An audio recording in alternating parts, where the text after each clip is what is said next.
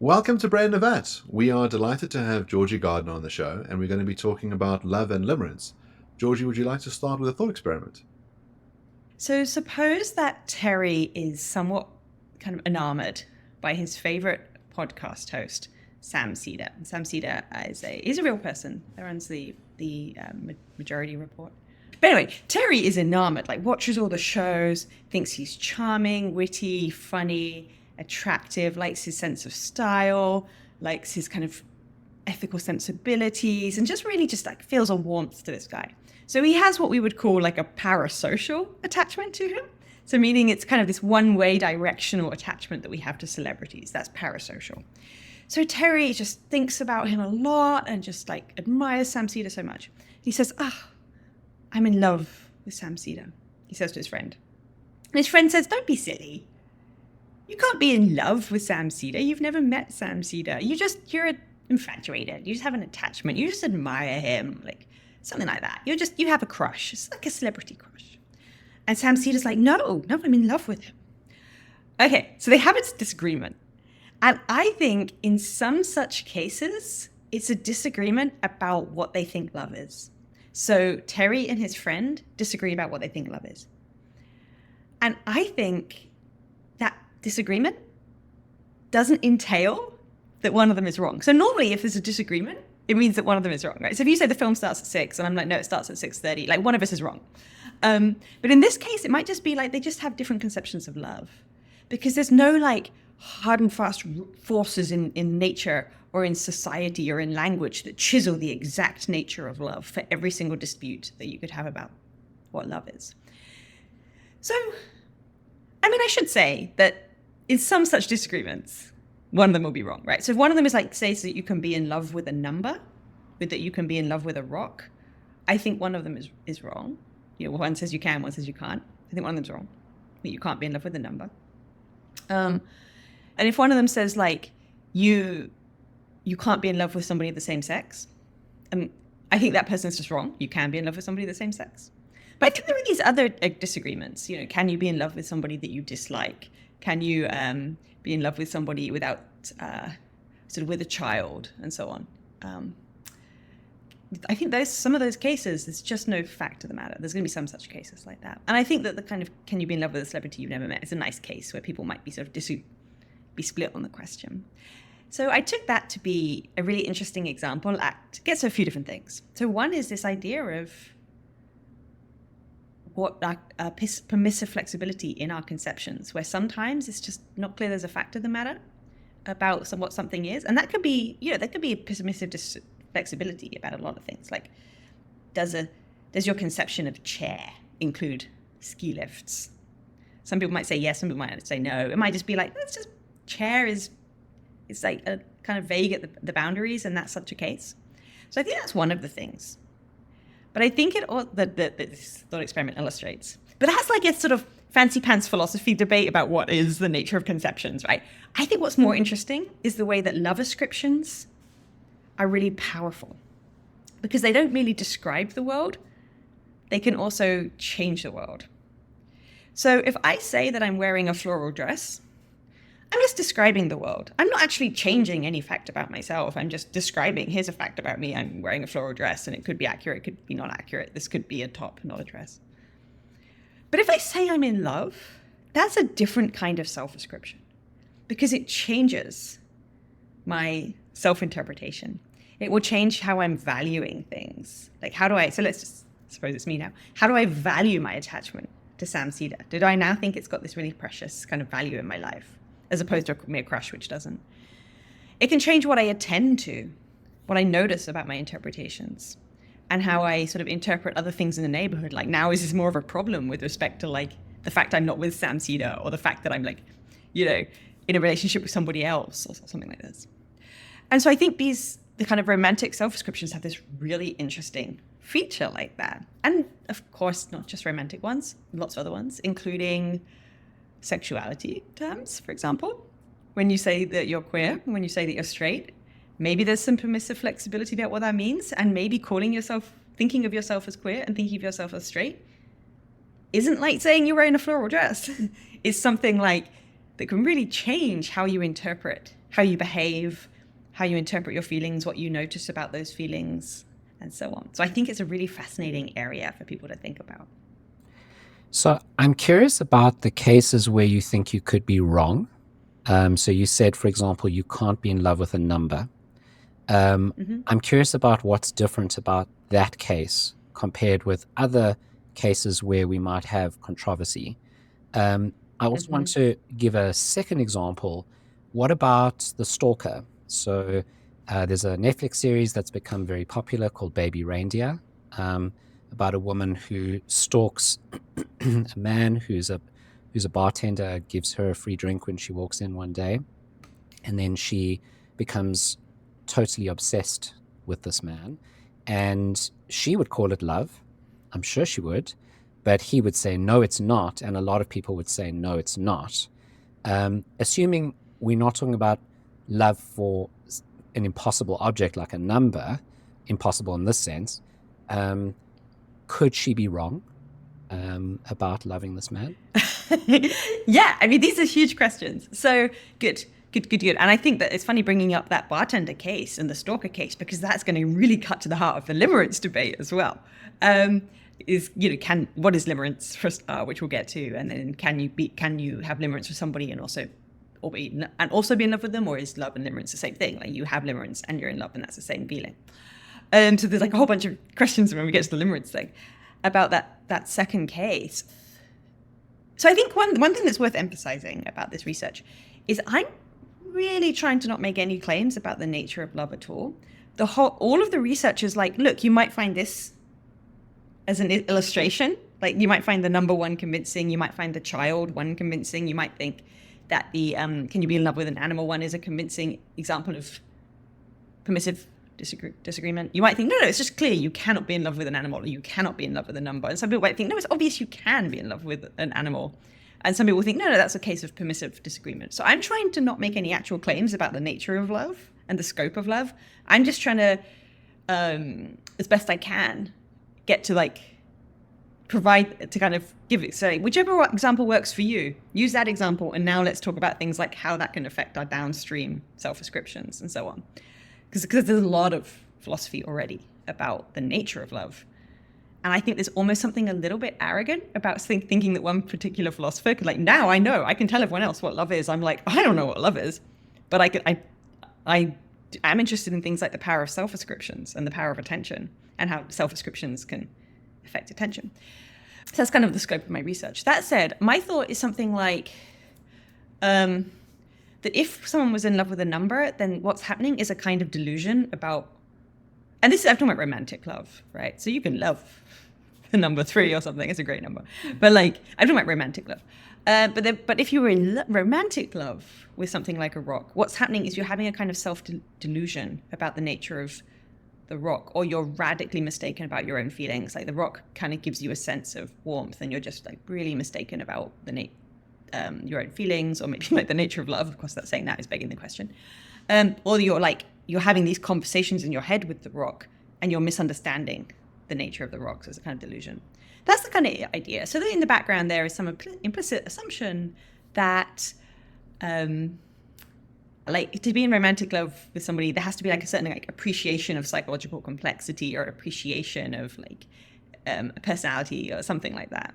But it's not like my work is about the nature of love, right? It's about these other things, like the nature and power of self-ascriptions and the epistemology of self-ascriptions. And then when I get onto limerence, I say a little bit more, but that's partly because there's not much work on it. So it's hard to even talk about it without saying like, here's what I think limerence is. And then the stalker one, I think we're going to certainly get to that as we talk more about limerence, because it sounds like, as soon as you described it, I was like, oh, that sounds like quite a classic case of limerence. Like starting with a free drink is a classic pathway to limerence, which we can talk about the pathways to limerence when we get there.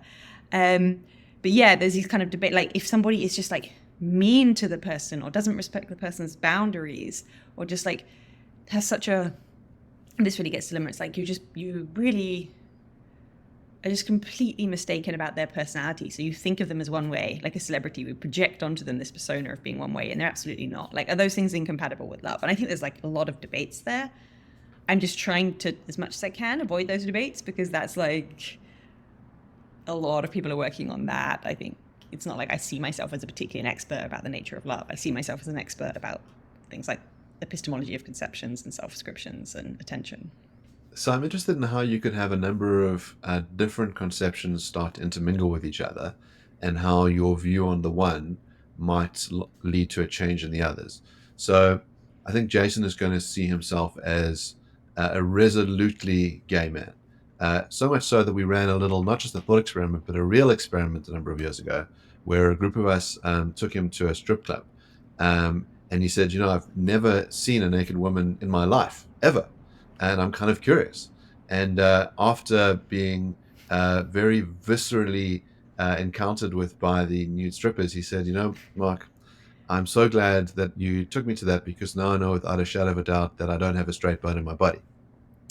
But let's say we have that's how gay Jason is. But let's say he listens to a show called Science Versus, which I listen to as well, and the host is Wendy Zuckerman, and he starts to develop romantic feelings for Wendy. He likes her voice, he likes the kind of ideas that she has. But let's say they're not sexual in nature, but they feel romantic. They feel like the kinds of romantic feelings that he would have for, someone that he was also in a sexual relationship with. That might now start to play with his conception of his sexual orientation as well. You might say, well, can I really call myself a gold star gay if I concurrently have this romantic conception for this woman, even though we've never really met and nothing sexual has ever happened? So do you think that these different ideas start to interact with each other in ways that lead to a flux, or lead to, as you say, greater permissibility about what those terms are? No, absolutely, yes. It gets there's just this fascinating tapestry of new words, especially evolving on the internet, especially young people, people who are like gender minorities, gender questioning people, and LGBT people, and polyamory. I mean, it's just fascinating amounts of linguistic innovation, and kink communities as well. Fascinating use of language, fascinating amounts of linguistic innovation that is not merely language, it's that they're chopping up. So kink communities will very much they'll distinguish the erotic from sexual, from kind of kink dynamics, from power dynamics. And so you have this and it's very normal to think of people will be like, oh, I do kink stuff, but it's not sexual for me, and so on. I mean, it's extremely common. And so really separating these things. And so of course, separating, for example, romantic and sexual, but that's just the tip of the iceberg with respect to the kinds of conceptual chopping that these communities are doing, polyamory communities, kink communities, and so on.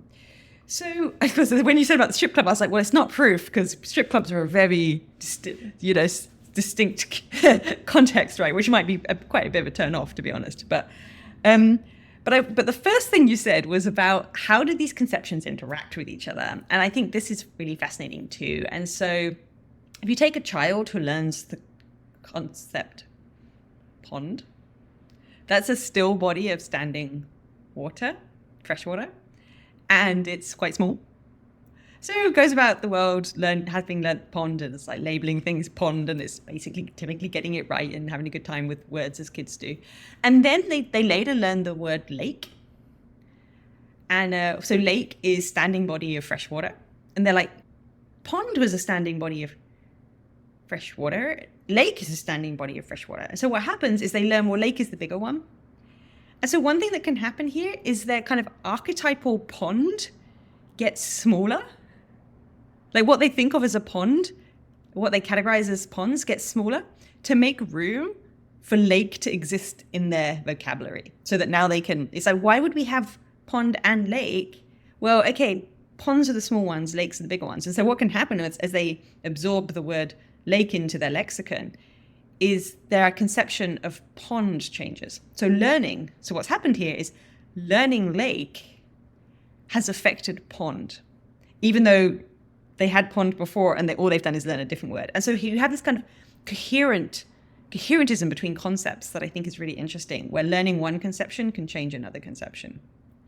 And I think we get this a lot with sexuality kinds of terms. So learning about bi-curious can affect what you mean by bisexual, for example.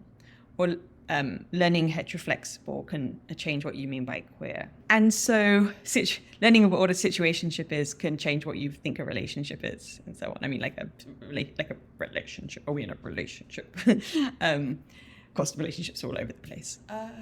Colleagues and so on. But so I do think that developing certain kinds of fondness for a podcaster that you kind of admire, perhaps you admire like their intellect and their humor and so on, but it's not just that. You're feeling a kind of a warmth. You're like, oh my gosh, what is going on here? Is this, oh my God, am I like actually, after all, I'm actually bisexual. Oh gosh. What can be happening is it could be a lack of vocabulary. Because what you might be feeling in this thought experiment, this lovely thought experiment from Mark, is altruist attraction. And so you might think, well, what is altruist attraction? Altruist attraction is wanting to be closer to a person, like emotionally closer.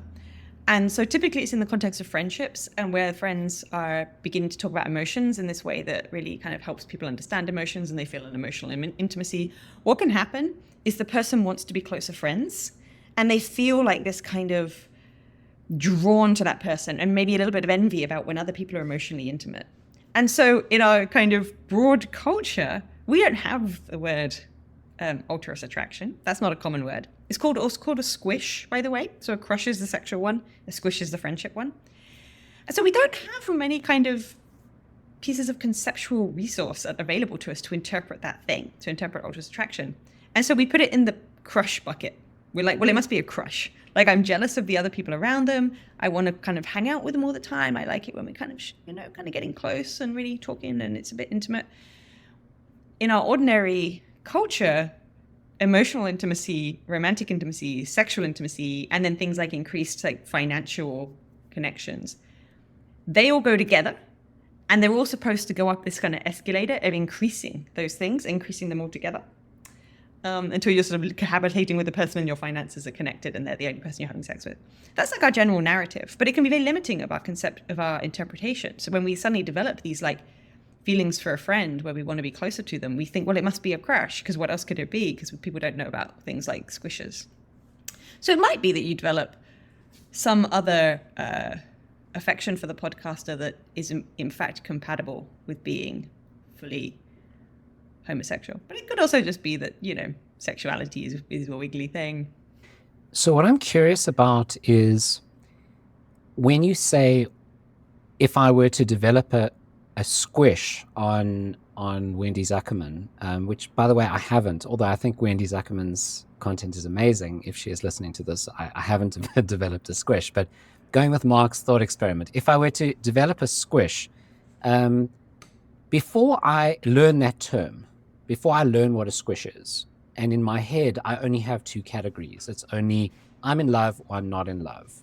I have a sexual attraction or I have no attraction. If in my head, that's the dichotomy that pertains. Before I learn the word squish and after I learn the word squish, is the thing that I'm experiencing distinct? In other words, is my very learning about squishiness changing what I am experiencing? Or is what I'm experiencing something I discover?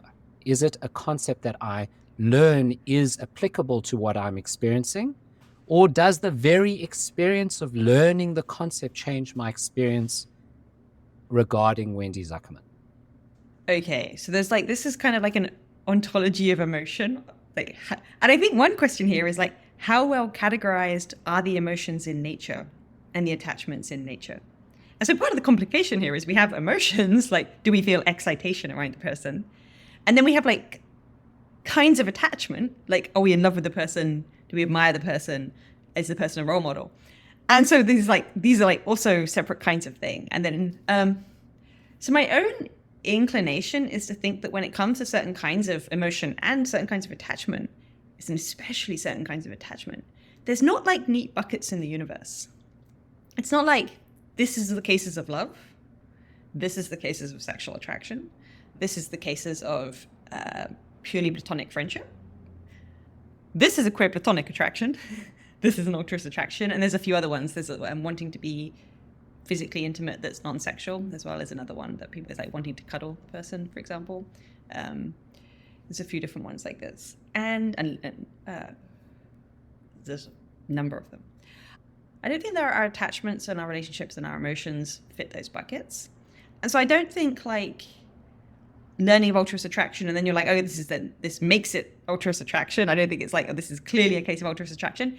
I think that the kinds of, when I say that self-ascriptions can have causal effects by changing, and they can change the world, what I mean is that they can change when we self-ascribe differently, it changes how we feel, which can then begin to also shift how we in fact like feel, right? So calling it a altruist attraction, it now might make you kind of like attend less to her prettiness and attend more to her. I mean, this is a funny one, right? Because we're talking about altruist attraction to somebody that's a celebrity, so that's a bit of a mix-up because like altruist attraction is usually in the context of friends and therapists where you're talking about emotion together. So maybe just for now, what we'll do is switch it to a mutual friend of yours, if that's okay. So we'll keep it the same thing, right? You can still be a resolutely gay man who suddenly like really has this developing admiration for this person. But in this case, it's a friend of yours.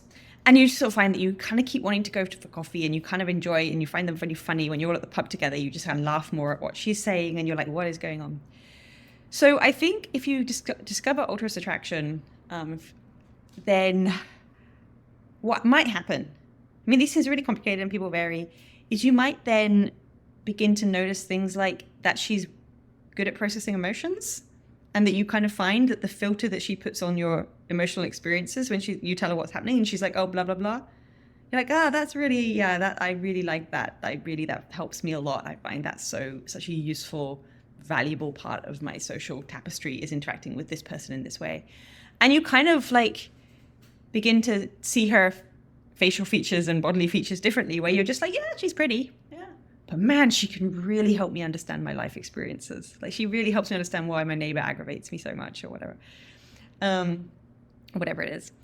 And But it's strange, right? Because, you know, my generation of gay men, we were of the view that we discovered that we were gay. That deep down underneath we were gay. Many of us repressed it. We hid it from others, from ourselves. But it was this inevitable fact that we kept coming across, and then we acknowledged, and then some of us came out and some didn't. Mm-hmm. But this conception that you're talking about is a lot more subtle. So it's not that the world is carved up into gay people and not gay people. It's that it's sort of a dialectic that you have with yourself. You try on different conceptions. Those conceptions match us well or poorly, some better than others. They change our behavior in certain ways. They don't in others. That sounds, on the one hand, very appealing as an explanation for what's going on. But on the other hand, it might justify some very bigoted views, which I'm sure is not your intention, but it might justify those bigoted views. For example, one of the views of people that are very conservative is that you should never teach children about anything other than heterosexual union. Why? Because that will infect them. That will make them more likely to become gay or queer, or that's the threat that's being perceived. On your view, that is almost legitimate, right? Yeah. So, like, just to be clear, like, I know like at some point, some group might just take that and cut it out of context and sort of start like saying that I have this view. But yeah, I think that culture isn't that efficacious over our emotions. So I think over the course of one person's emotions over the course of their life. So I think the vast majority of people and attractions, it's like a fact about them, a fact about the world, right? And that they discover. So I think that model is by and large accurate. But I do think that it's missing something. And I think part of why it's missing this other thing has to do with the political ramifications of researchers coming out and saying, actually, I think it can be shifted by culture.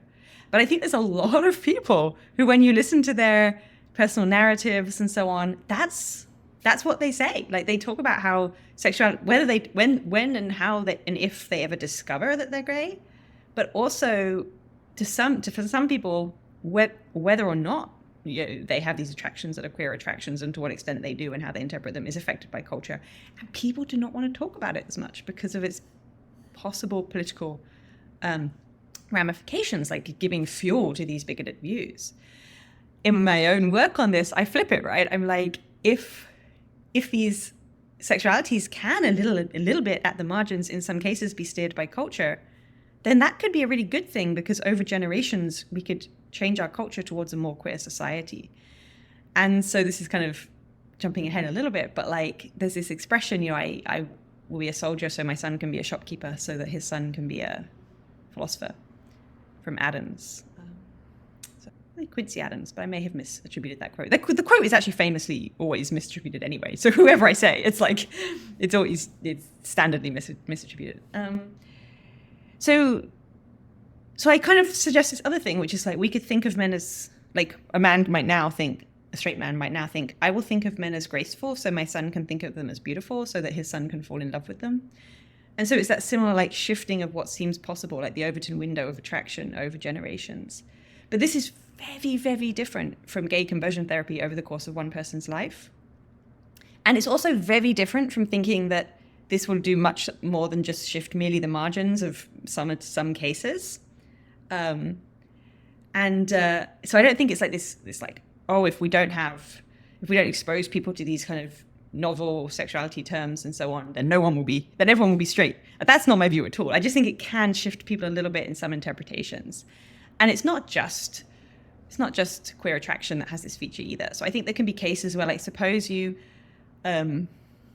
develop like an attraction to somebody, like a colleague, and you sort of feel this kind of nervous excitation around them or something like that, but it's not clear. And it could just be like, I could just be a straight person having this sensation about a male colleague, nothing queer about it.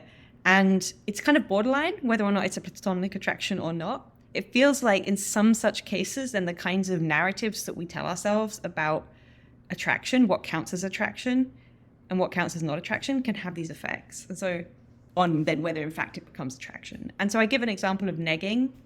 If somebody is negging you, this is a pickup artist technique where you criticize the person.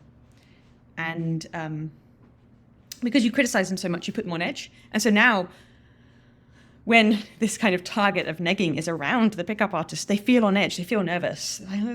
Or they might mistake that excitation for attraction. That's kind of the standard idea of how pickup artistry works, the negging aspect of it. But it might be that, in fact, being excited around the person, having this nervous energy around the person, can, in fact, fuel attraction. So it works not by making them mistake it for attraction. It, in fact, becomes attraction. And then does our culture have in it kind of excitation, physical excitation around the person as what it is to be attracted? Or does our culture really kind of instead be like, have a lot of like narrative and resources of people growing, what do we teach in high schools and what's in the kind of media, in the magazines for young people? Hey, here's something, like if you feel excited and nervous around someone, it might just be that they're an authority figure and that people really want approval from authority figures. Or it could be that they're criticizing you a lot, and criticizing you a lot can have this effect of getting you nervous around the person. So it could be actually one of those things and you're not actually attracted to the person at all. And so having those kinds of narratives in our culture can in fact change attractions. If that's true, then I see no reason for thinking that it wouldn't also happen when there's brought in some kind of sexuality. I think it can happen a lot more actually when you bring in sexuality with respect to gender in there as well. But I do want to say, I don't want to overstate any of this. I just think it's pretty subtle, but I think it can happen with like language, like whether our linguistic environment has the term bicurious in it versus queer in it. And I can certainly say more about that and give some more examples. So let's play the thought experiment out a bit. Let's go ahead 10 generations and let's assume that we've changed the cultural milieu sufficiently that people are much more open to the idea of polyamory or to being genderqueer or to being sexually fluid, and we compare that, let's say, to the 50s. Okay, how do those different societies look, and is the one preferable to the other? There's a lot of different things that could be changed, right? So there was like more polyamory as one, for example.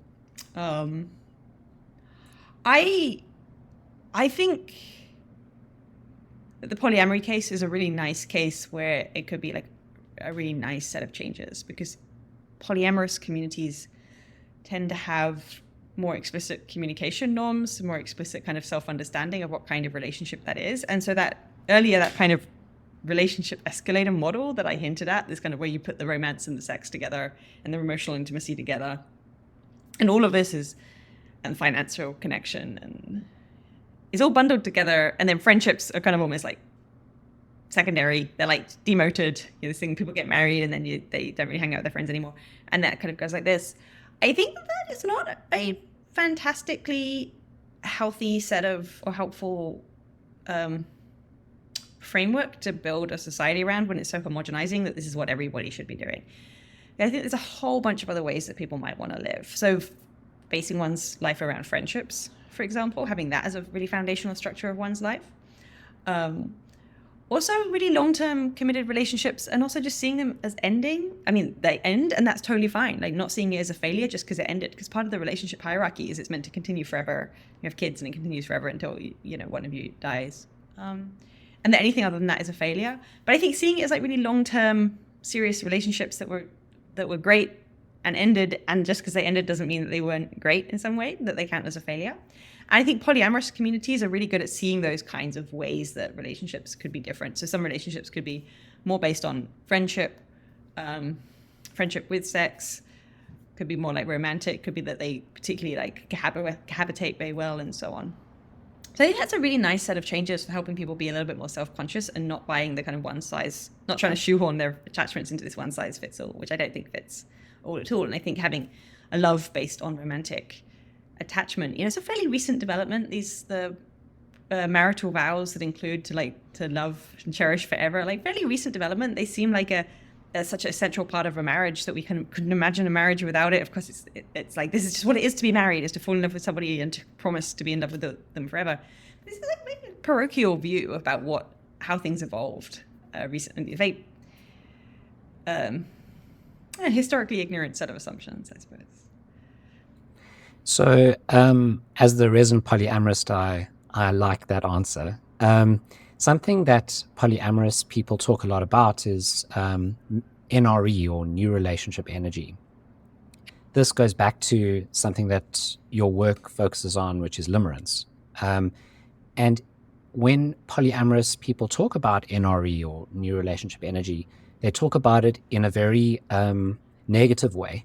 So NRE is seen within polyamorous circles as both delicious. It feels very nice to be in a new relationship, but at the same time, it can be very destructive to other relationships that the polyamorous person has.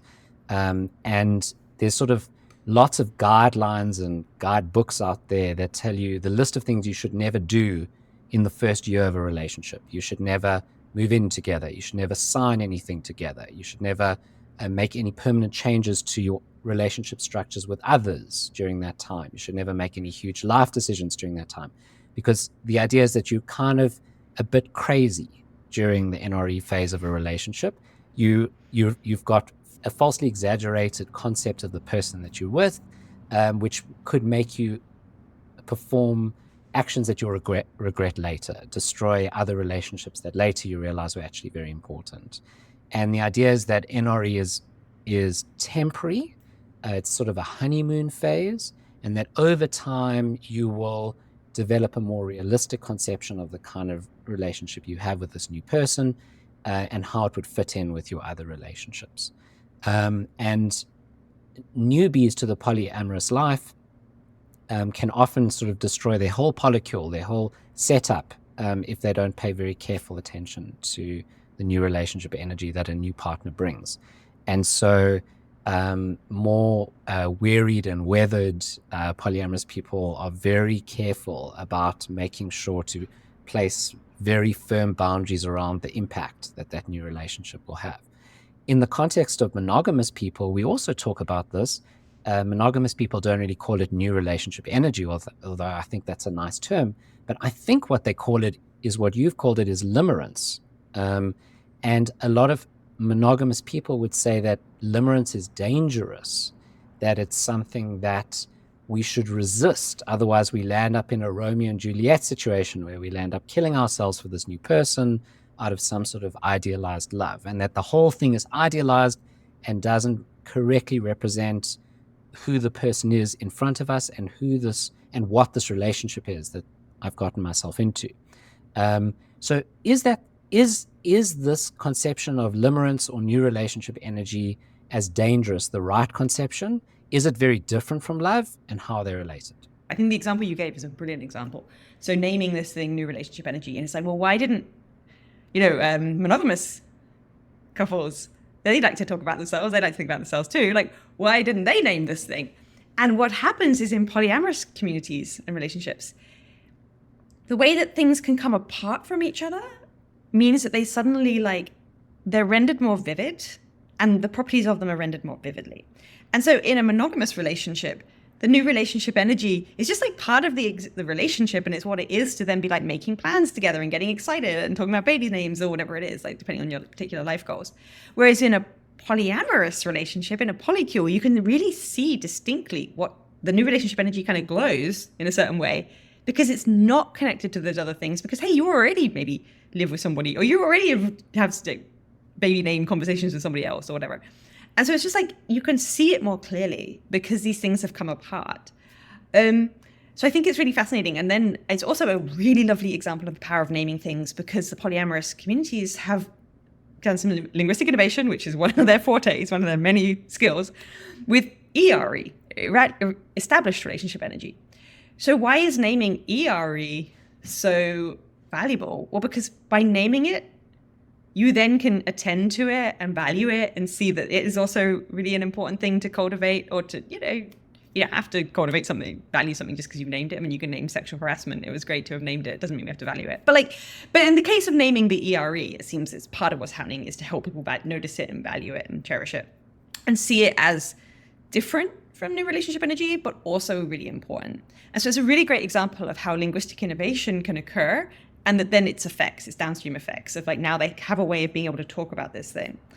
And there's another really lovely example of this, which is compersion. So it's a way of valuing this. So what compersion is, and again, it's something that arises in polyamorous communities, but not monogamous relationships, is suppose I have a partner who gets a new partner and they're really excited and happy.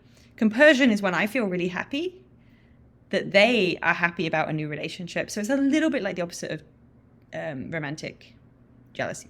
I'm happy because they're happy about this other relationship. That's compersion.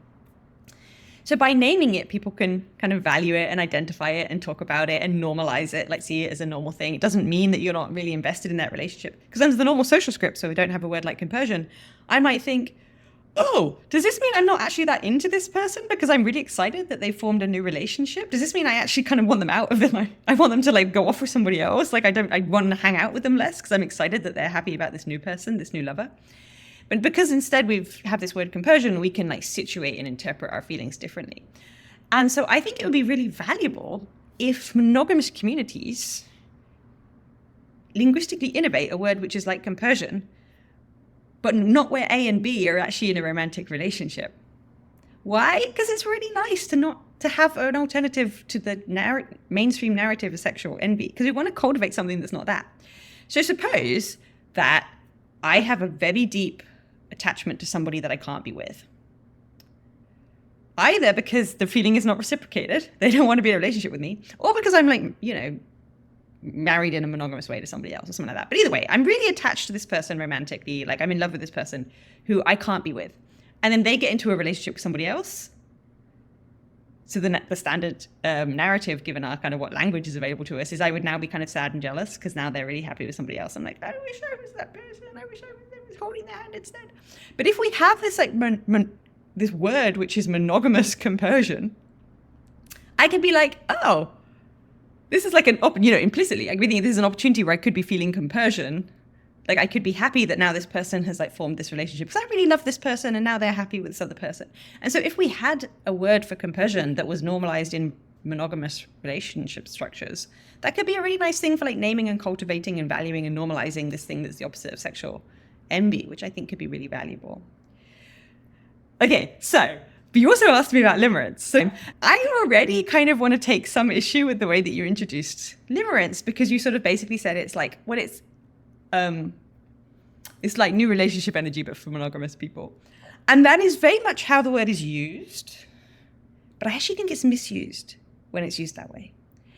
And I am not like a linguistic prescriptivist. I'm not generally somebody who goes around saying that we shouldn't have language evolving, and quite the opposite. I love a bit of linguistic innovation, and I'm grammar anarchy unless it's a in some contexts. I'm not a grammar anarchist when I'm like grading my students and advising my grad students and so on, but I'm writing my own publications. But okay, so why am I strict? Why am I suddenly strict about the word limerence? Because it was coined really recently by somebody in 1950s, 1960s. They coined it and they defined it in a certain way, and they invented the word whole cloth. They were like, this is a nice sounding word. It just sounds lovely. This is like literally what they'll say, what they said. Sounds lovely, that's why I use this word. And that person was a scientist. And so now if we use it in this other way to just mean something like, oh, it's the tingly feeling just as you meet somebody and it's the first few days, weeks, months of dating them, that's what limerence is. We're misusing this thing that they very explicitly said was another thing. And it's like they wrote a whole book like, this is the thing. Okay, what is that thing? Like, what did they, when they coined the term, they said it means this. What is that? It's obsession. It's a romantic obsession. And actually the way I analyze it, it's not always romantic. I sort of look at the ways people talk about it, and the scholars talk about it, the people in the sort of Reddit forums on limerence and so on talk about it. And I actually think that there are non-romantic and non-sexual kinds of limerence, and we can get to that. It's a attentional addiction. It's when you can't stop thinking about the person.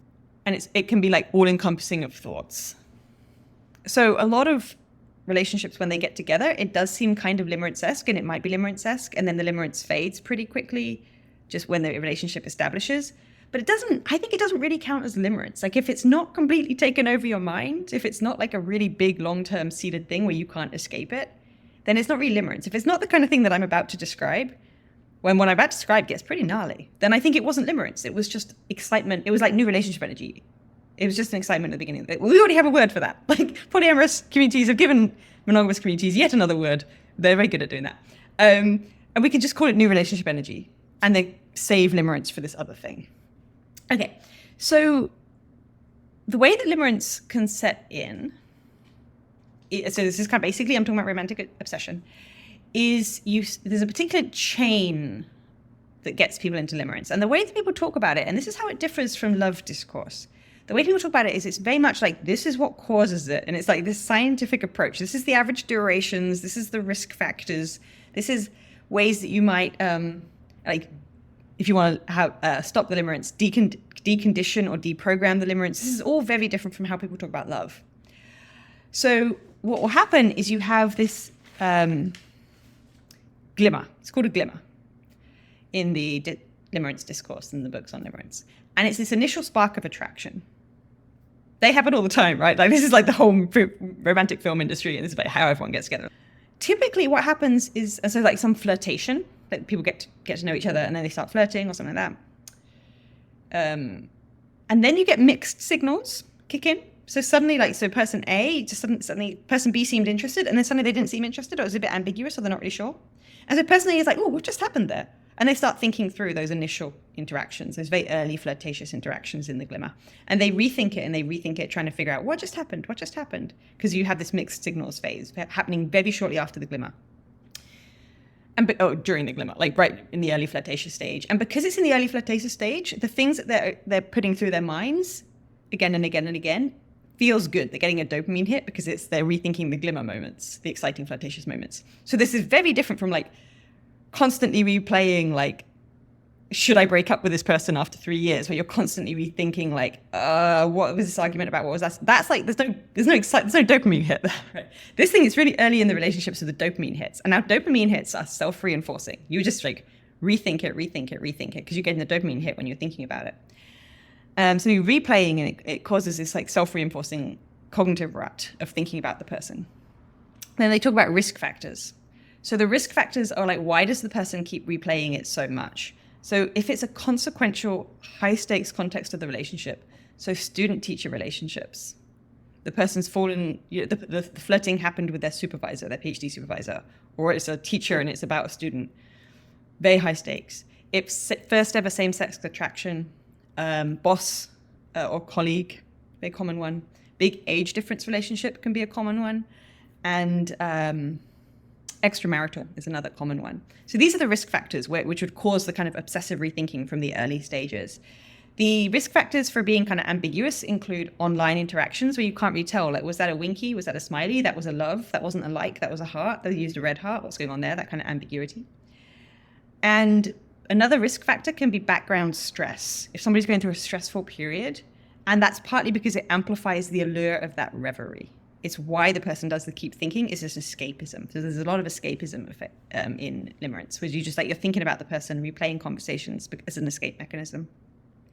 So the pandemic and the kind of increasingly chronic online contexts and the kind of stress about things like climate change, I think are going to be big risk factors that are emerging for the pandemic. Well, for limerence. And another context where it arises a lot, and you'll see why this comes up, is therapy. A lot of people get limerence for their psychotherapists. So they're talking about their emotions, and what happens is they're beginning to feel better and they're beginning to understand their life differently, and they begin to replay those conversations with a therapist, and that can also cause an onset of limerence. And a lot of so limerence to therapists is a common loci of limerence. Okay, so that's how it can set in. Some common features. So for a lot of people, and this is coming from things like the Reddit discourse and how people also talk about it in things like self-help books about it. And then there are some scholarly works on it, not many. There was Tenoff's original book. She's the one that coined the term. Her original book on it. And then a few other articles afterwards, not many at all. We often get somebody's master's degree, where they come across limerence and they're like, I want to write about this because this makes so much sense in my life. And then you get these people writing their master's theses on limerence, but not many scientists, not many psychologists, not many historians, not many people who talk about limerence, not many philosophers at all. I mean, it's me, and it's mentioned in one other paper. That's about it as far as I can tell. Okay, so common features are the reverie, the thinking through about with the person, not usually sexual fantasy. And so there'll be these debates about, on the limerence forums, do you ever sexually fantasize about your LO, limerent object? A lot of people say no, and a lot of people find this kind of puzzling because when they have an ordinary attraction, they do sexually fantasize. And these people, when it's limerence, it's not. It's they'll be sexually fantasizing about Jesus. That would be weird. I'm not doing that because it's a non-sexual kind of thinking through. But the people talk about it would be polluting. It'd be polluting of how I feel about them if I thought about them sexually or if I sexually fantasize about them. So a lot of limerence is actually not even sexual attraction at all. So they don't sexually fantasize, or they just don't even have any sexual attraction, some other kind of attachment, like an altruist attraction. Too much having contact with a person can stop the limerence. Not in all cases. Sometimes you can sort of be limerent with a person who's a colleague that you see every day. But often, for a lot of people, they describe that if they begin to contact with the person a lot, then it stops the limerence. And the reason for that is that limerence is about the thoughts. And it's about idealizing the person in the thoughts and thinking about the person. And the addiction is not to the person. The addiction is to the thoughts about the person, which can be kind of idealized. And so then if you have a lot of contact with the person, it can kind of dull the power of the thoughts, which is actually what the limerence is about. So I actually think, I analyze it as an attentional addiction, but it's not attending to a thing in the world. It's like an addiction to your thoughts, to thought patterns, which is this kind of idealized image that you have of the person. So another feature of it that's distinctive is that the way the discourse is, it does talk about, like I mentioned, the language is very different. So they talk about deprogramming it, including through self-harm measures. So people recommend that every time you think about the person, you cause some self-harm to try to stop the dopamine hit. People talk about it kind of wrecking their lives. In Tenoff's original book, she says that in the most extreme cases, it's basically it's an attentional addiction that takes over the entire mind, so that the person thinks about them 100% of their time. All their thoughts, 100% of their thoughts are thinking about the person. So that were they to walk into a shop and see objects, instead of thinking these are nice objects, they would think so-and-so would love these objects. And so that's how they think other thoughts, is through thinking about this other person. So some people in the book are described as having that kind of 100% fully encompassing attentional addiction. So for that kind of, and so it kind of, and people talk about how they can't really get on with their job anymore, like it affects their lives to that extent. So for that reason, one group of researchers wants it to be put in the DSM, which is the kind of American list of mental disorders. Other researchers say other things about it, but there's at least one set of people who want to literally categorize it as a mental disorder. So again, very different from the discourse about love. That always raises this question, yeah, but is it a kind of love or not? Right? Like coming at that question about how do we taxonomize the world? So I'm just saying, like, the discourse is really different. What about the actual emotions in the world? Someone who engages in a pleasurable activity in an extreme way, and that wrecks their life. So the alcoholic or the drug addict, or some other kind of excessively obsessive behavior that sort of stops you from doing other things, but that enjoying certain kinds of pleasures in moderation might be good. And you can imagine that you could have a kind of obsessive feeling about someone in a way that isn't totally consuming, but is sufficiently consuming. So, whenever they pop up in your mind, it brings you joy, and when you're traveling to other countries, you think, oh, it'd be so nice if this person was here, and it kind of lifts your life up. I also wonder about the object of the limerence. As you say, it's dulled by reality, that if you spent some real time with a person, you would fall out of limerence with them because they would just be an average person. And so the fictionalized account that you have in your mind would disappear. So Jason's a novelist, and I wonder if it would be useful for novelists to have a limerence about their characters. So to be fully consumed by their fictional character that they have, sort of walk around the real world, imagining, how would, this character behave? What would they think? What would they like? And really being totally obsessed might be an incredibly good way to write the novel. And it will help you flesh out not just the character, but the world around them. You could also be a polyamorous limerist, so that you're thinking about being in love with multiple characters in the novel at the same time, that you are mutually obsessed by them. I mean, I wonder if that's possible to kind of hold an obsession about more than one object at the same time, or if it's necessary for the definition to say that they are all consuming, and that there's no room for jealousy or compersion. You're locked into them. So, okay, the writing one is a really interesting, slightly odd feature of that, is that you're creating the character. Because there's also, and so people do talk about, can you have limerence for fictional characters? People discuss that. There's also this other halfway house, which is having a limerence. You're an actor, and you've read the screenplay, and now you're going to have a limerence for the character you're going to embody to so that you kind of method act and you live their life a bit more. But it's a funny example where in the case of Jason's writer's methodology, we're using you for so many case studies here, for so many thought experiments. I love it.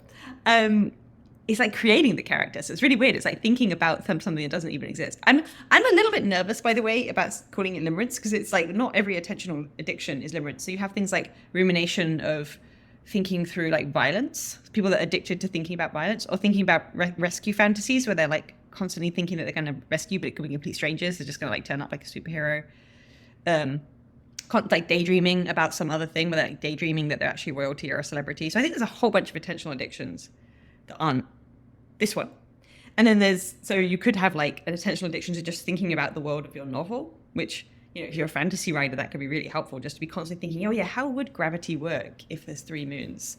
Or, I have to think actually about the rivers. I think I've got the river. You have to just constantly think about it. It's really helpful. Philosophers just constantly think about our puzzles, our papers, to just help us understand, because attention is so powerful, epistemically powerful. It really helps us realize things that we otherwise would have overlooked. So I don't think all attentional addictions are limerence. Another thing is,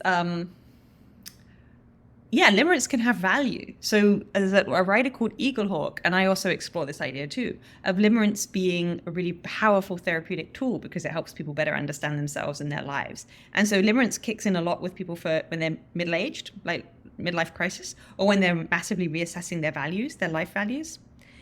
And I think this is not a coincidence. It's that, and in fact, Eaglehawk describes limerence as being a powerful kind of therapeutic tool, which I then also bring up I give a tripartite account of kinds of limerence. I'm like, I think there's 3 kinds of limerence. I looked at how people write about it. I think there might be 3 kinds of limerence relating to people's unmet needs that are interpersonal needs for that other people can meet. So our interpersonal needs. So one is like approval, feeling approval. And a lot of limerence is for bosses and people that they kind of admire, like people that excel in their field or like virtuosos. So that's the limerence, that corresponds when that happens, when that's the limerence, like bosses, supervisors, experts. It's a need for approval from these authority figures. There's like the romantic one of like being kind of romantically wanted, or being in like a romantic attachment is like the standard one that most people talk about. And then there's the one for therapists, and for one that like the ultra attraction type one of like talking about emotions, because people need to do emotional processing, and that's a big feature, common feature of limerence. And so then they have 3 different kinds of glimmer that hit. So there's like being praised, so like that getting the free drink in the bar at the thought experiment that you mentioned at the beginning, that kind of thing, just like being smiled at by a stranger on a bus. That's some people that talk about limerence. It's like that. They just got smiled at one time by a stranger on a bus, and boom, limerence can occur. Limerence to complete strangers is very uncommon in the way that people talk about it, by the way. Some people say it, but mostly it's somebody who's going to be like traveling to work on the same bus most days. Or it's like the barista who's pouring the coffee. That's like the barista smiles at you, and then you get limerence for the barista. It's that kind of thing. I might have mispronounced the word barista. I'm not very up with modern society. Then so there's like the praise one. Then there's the therapy one, of course, is like you're in a therapy situation, or you're talking to a friend, and they just help you understand things, and that can be the glimmer for limerence. And then of course there's the romantic one of like something like flirting, or sexual one of something like flirting, and that can be the glimmer. So I think there's these 3 clusters of limerence that seem to correspond to these 3 kinds of glimmer and these 3 kinds of unmet need: approval, emotional processing with somebody else, and then romantic and sexual attraction. Okay, and then you brought up, can you have limerence for more than one person at once? And so I said, like, I don't really say much about love. I try not to get too much into what love is, but limerence, I'm like, okay, suddenly I'm going to be like, okay, no. I think other people that use it this way, they're using the word wrong. I think there's this tripartite taxonomy. I have a bunch of claims about limerence, so that's very different. And whether you can have limerence for more than one person at once is another thing that I have a stake in, that I make a claim about. And so I give this example. Do you remember the pond lake kind of shifting of conceptions that I referred to earlier? So the child learns about lakes, and that changes how they think about ponds. And so I explore how learning about limerence can change your conception of love. And I give this example because I use a few different examples. One is whether you think love is good or not, and then you learn about limerence, and that changes how you think about the goodness of love. That's one example that I can also talk about. But one is about this guy. Can you be in limerence, and can you be in love with more than one person at once? Is another example I give. And so I think that what happens is a lot of people who think you can only be in love with one person at once, one of the things that they're doing is they are really paying attention to the attentional features of love. When people talk about love, they talk about attention a lot. It's when you can't stop thinking about the person. Love is like the person that you think up first. When you wake up, it's the first thing you think about. Now, you've got to make a little bit of space for things like when mothers, talking about romantic love, when mothers like love their children, they might think about their children a lot. But it's talking about this like love, this attention in a certain way, this like romantic-y kind of attention. Like that's the person at the peak of your hierarchy of attention. That's the person that you're in love with. And then the thought is like, attention is contrastive or competitive. If you're thinking about one person, you can't be thinking about another person. And so you end up with this like conception of love, which is monogamic. You can only be in love with one person at once. So I give this example of this person who feels that way, partly because they've seen how much love steers attention. And I think what can happen is if somebody hears about limerence, they might think, oh, limerence is the attention one. Like limerence is the one where you can't stop thinking about the person. And limerence is the one where it's monogamic, because you think about the person so much that you can't have limerence for more than one person at once. And that might now shift their conception of love towards things that are less characterized by attentional phenomena, and instead have to do with things like caring deeply about the person, greatly appreciating the person, their role in your life, appreciating their features like their beautiful smile and so on. And you can do that with more than one person at once. So those things are not competitive. You can appreciate as like a lot of people's roles in life and really admire and care about and be sexually attracted to many people. So then they learning about limerence and that's relationship to attention makes it a kind of that one be the monamic one, which creates more space for kind of non-monamic conceptions of love, where you can be in love with more than one person at once. So that's a kind of like a shift in the same way that you get the pond-lake shift, but it's about love and limerence and whether it's whether you can be in love with more than one person at once. And one thing I really love about this is Ortega de Gasset writes about love. And the way he writes about love is quite funny. And I kind of wish that I had just like been able to whisper in his ear, you might want to look up limerence. Because the way he talks about love, he's like, it's a relative, he says it's no more than this. Attention abnormally fastened upon another person. Consciousness contracts and is occupied by only one object. The attention remains paralyzed. It's fixed and rigid, the captive of one person alone. It cannot move to anything else. And then he calls it like a relative paralysis of the life of our consciousness, a psychic angina, and an inferior state of mind, a form of transitory imbecility. So you could just, he does not like love. He's like, it's this terrible state. You just can't stop thinking about the person and you can't move on and you can't think about cool and interesting stuff like literature. And I read this stuff and I think he's thinking about limerence. And so if he had known about limerence, then maybe he would have been like, limerence is that imbecility of the mind, as he called it. And that love, maybe there's more space for it being maybe somewhat less inhibitive of flourishing. And then you could have a slightly more positive idea of what love is. So this is kind of how learning about limerence can shift your conception of love, depending on what you think limerence is. Well, Georgie, this has been an absolutely wonderful conversation. And if you are watching on YouTube, please share one of your stories about love or limerence in the comments and send us a voice note if you're listening on Spotify.